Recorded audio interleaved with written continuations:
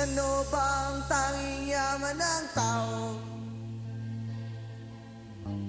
Hindi ba ito ang buhay mo? Kapag ito pa ay winala mo,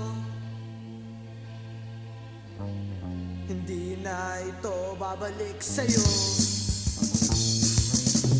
Ang buhay na pinabatay mo,